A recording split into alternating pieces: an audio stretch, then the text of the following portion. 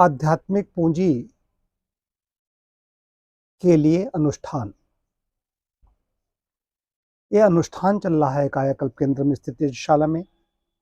जो क्षेत्र संन्यास लेता हूँ, लंबे लंबे समय तक यहाँ पर बैठा हुआ हूँ, तो ये आध्यात्मिक पूंजी इकट्ठा कर रहा हूँ।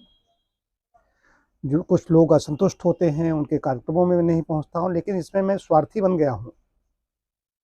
स्वार्थी बन गया हूँ कि अपने स्वार्थ की सिद्ध करने में लगा हुआ हूँ कि असली काम यही है, तो इसमें कोई समझौता नहीं।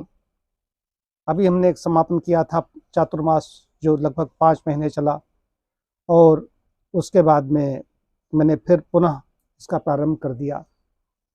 तो मुख्य बात ये कहना चाहता हूँ कि हर चीज़ का समय होता है।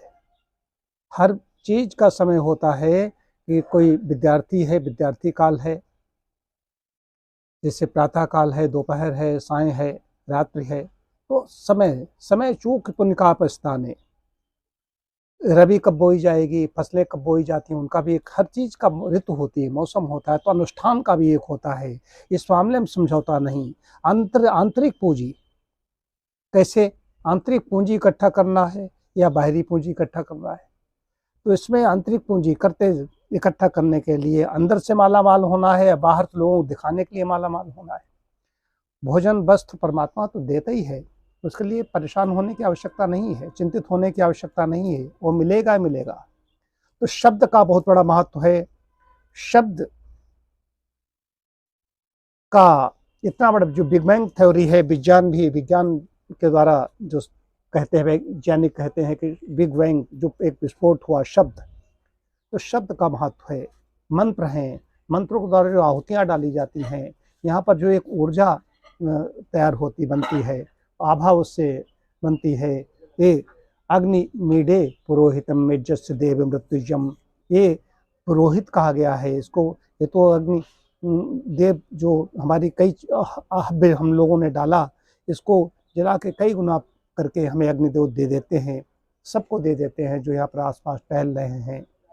ये तो लोगों को लाभ हो रहा है, इसके द्वारा जो लोगों को लाभ हो रहा है वो अलग विषय है, लेकिन मुझे जो आनंद मिल रहा है यहाँ पर इस अनुष्ठान से बैठ करके, कि मुझे लगता है कि मैं जब यज्ञशाला में रहता हूँ और चिकित्सालय कायाकल्प में जाता हूँ, तो कायाकल्प में जाना मुझे अच्छा नहीं लगता कि मैं अग्नि के समक्ष बोल रहा हूँ, अग्निदेव के समक्ष, और मुझे यहीं पर अच्छा लगता है। शास्त्रों का अध्ययन करना, मौन रहना, यहाँ पर बैठना, बैठ करके चिंतन करना, राष्ट्र चिंतन करना, इसमें जो आनंद आता है, तो ऐसा लगता है कि अंदर से बहुत ही मैं मालामाल हूँ। तो अपने अपने विषय हैं, अपने अपने आनंद है, मैं किसी को नहीं कहता।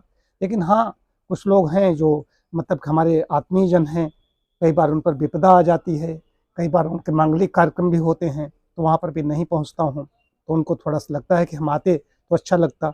ये सही है, तो आगे पीछे हो जाएगा, लेकिन इस मामले में मैंने 9 महीने पढ़ करके देख लिया है, ये नहीं इकट्ठा किया तो क्या करोगे।